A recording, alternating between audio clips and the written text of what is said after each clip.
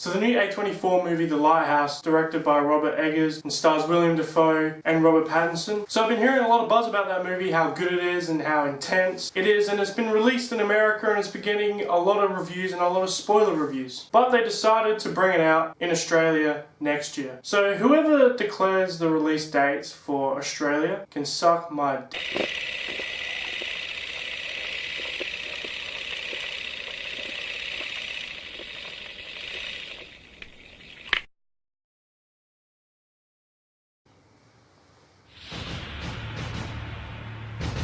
Hasta la vista, baby. So Terminator Dark Fate is directed by Tim Miller, stars Arnold Schwarzenegger, Linda Hamilton and Mackenzie Davis. And it's a story about a young woman named Danny who's been hunted down by the new Terminator, but this time it's not Skynet, it's now Legion. Anyway, they send Mackenzie Davis's character Grace to save her, and they send a new Terminator, the Rev 9, to kill her. My name is Sarah Connor. August 29, 1997.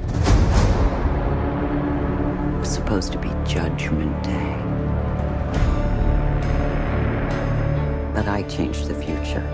I'm just gonna take those off. So anyway, this is basically the exact same story as the last movie. Now when I walked out of this movie, I was actually pleasantly surprised. I thought, yay, we finally got a new Terminator movie. But now after waiting a day, I've let it sink in and this movie wasn't that great. Anyway, let's start off with the positives. Mackenzie Davis playing this new addition to the Terminator franchise. She's playing the character Grace. She was really good. I thought they gave her a lot of vulnerability and they gave her probably the most character in the whole film. The movie kind of looked good as well. I liked the dark, gritty aspect they went with. But overall, it wasn't amazing to look at, but I just liked that kind of direction they went in. Also, the action scenes, they are directed well.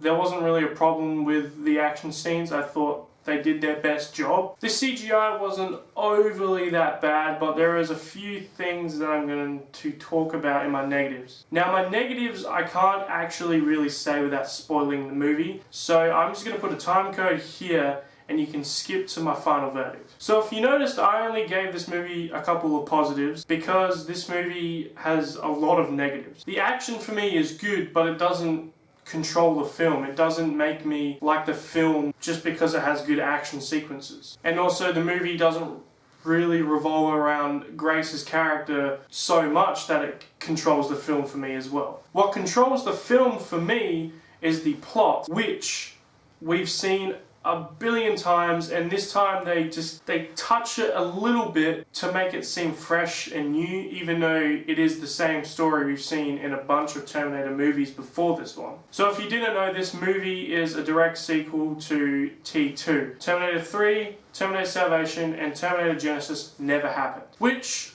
I honestly, when I first heard that idea, I didn't mind it. I saw the trailers, didn't really want to see this movie, but I gave it a shot and yeah. Anyway, getting straight into the negatives. The first one, and warning, spoilers.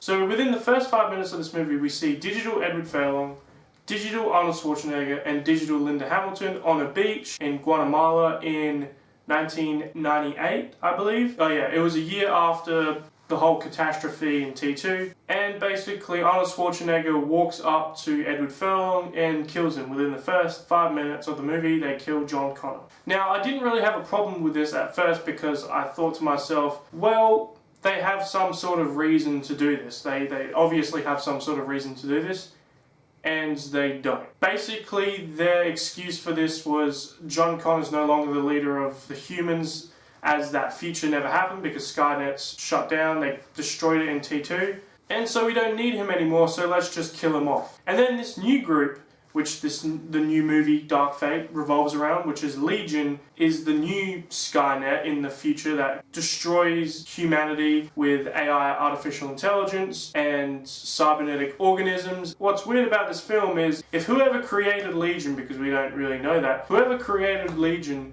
wanted to do something a little different from Skynet, they would probably design a different kind of Terminator or a different kind of model than the original, because the new Rev 9 models of Legion look exactly like the Skynet T-800.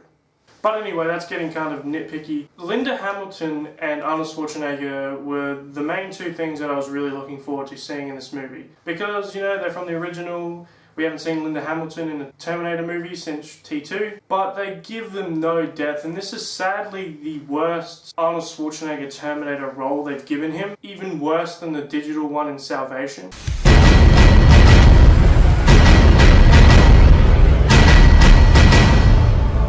Because they just give him nothing to do, and they tried to give him emotion from killing John Connor, even though that they've established in many Terminator movies that they have no feelings and they can't develop any feelings. It feels like this was like a fan film that they didn't actually understand, like the fans didn't really understand what the rules were in the Terminator film, or like the creators didn't know what the rules were. And Sarah Connor's character basically, because John Connor died, she's been getting these texts from this encrypted number saying that all these Terminators are over here, and she basically hunts them down. And then you find out, the big twist is you find out that it was just Arnold Schwarzenegger sending these texts because he feels sorry for her. There's a lot of questionable scenes in this movie. I was shocked about the logic in this film and how there's basically no logic. Now there's one scene in this movie that made me really laugh, and I don't know if anyone really noticed this too much. But they need this EMP device to basically destroy the new Terminator. So Sarah Connor says, yeah, I know this guy, blah blah blah, let's bring him here, get the device and destroy it. So this military guy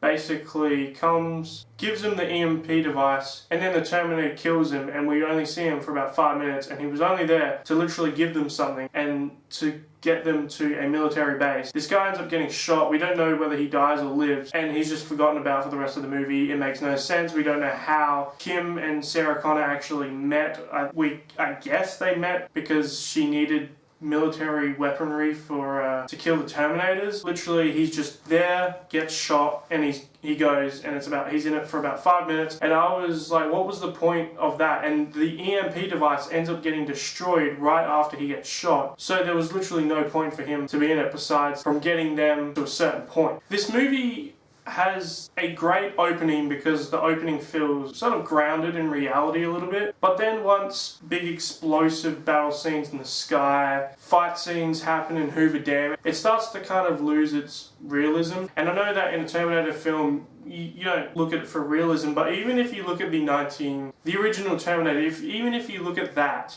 there's still some sort of grounded realism because it's just about a robot sent back in time to kill this girl. But it's still a grounded movie because it's still set in 1981 or whenever it's set in, and it's just a robot walking around the streets trying to kill her. And T2 is literally the same, except it's a bit more science fiction-y. This one just feels like they were going straight for the science fiction stuff. Anyway, that kind of concludes my spoiler section of this because I think there's a bit more to spoil and to talk about, but I kind of want to make this quick, and you get the idea that I didn't really enjoy this movie. I love the Terminator movies, the first two at least, and Tim Miller directed this film, and he directed Deadpool, which is a good film, and I wonder how much he actually had to do with this film, because I feel like a lot of the studio came in and told him, you can't really do that, we need to do this, because I feel like he would have done a better job if he was more creatively in control, because